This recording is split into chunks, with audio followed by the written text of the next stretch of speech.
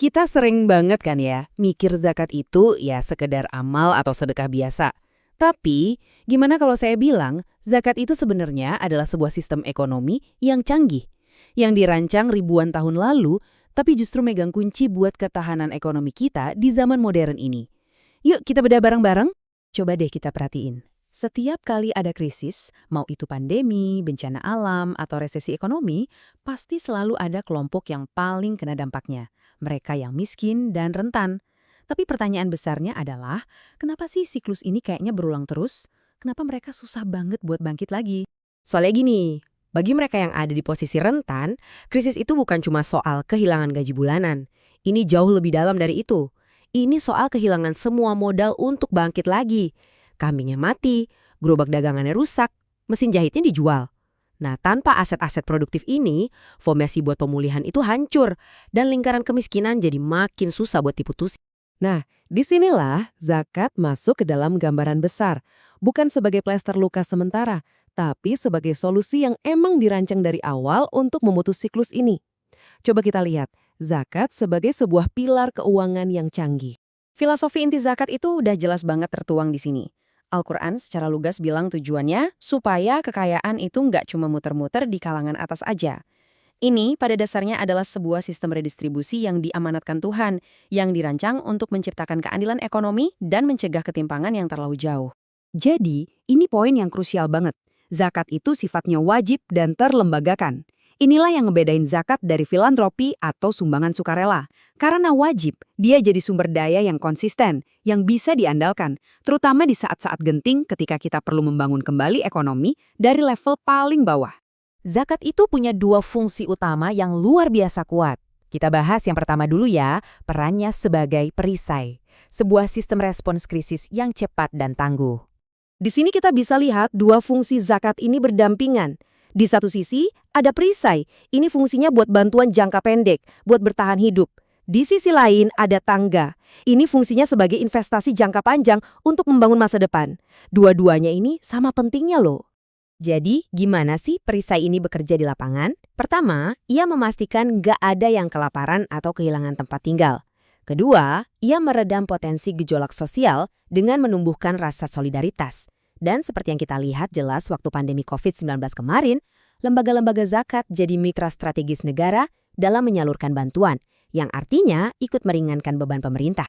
Oke, setelah fase daruratnya terlewati, saatnya kita bangun lagi dari awal.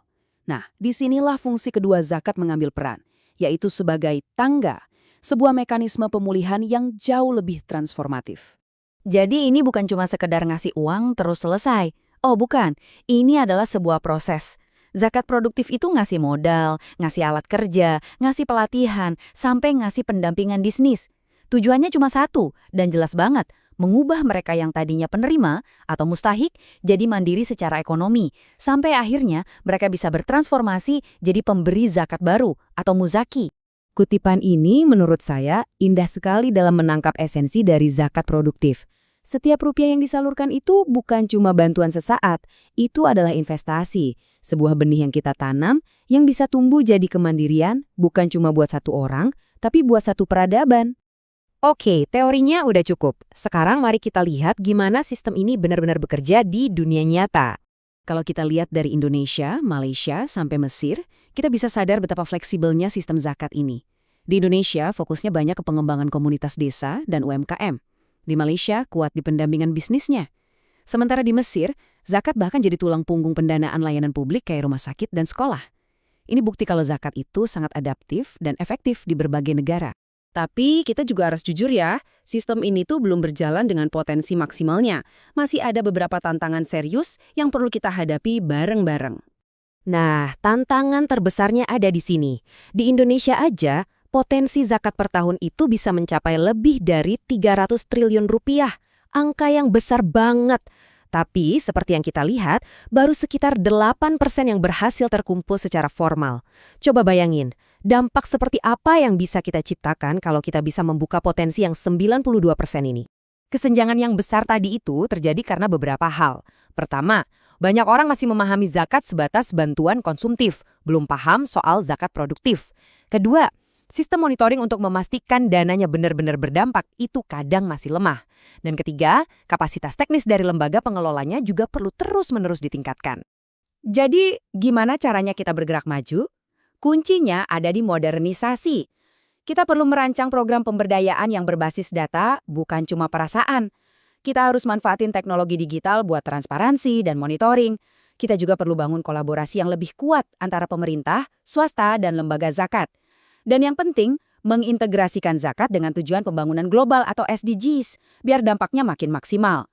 Penjelasan ini kan nunjukin kalau zakat itu bukan cuma ritual keagamaan, tapi sebuah instrumen ekonomi yang luar biasa relevan. Dan ini akhirnya bikin kita bertanya-tanya, kalau sebuah sistem kuno seperti ini aja bisa punya jawaban untuk masalah modern, jangan-jangan masih banyak kearifan-kearifan lama lainnya yang selama ini kita abaikan, ya kan?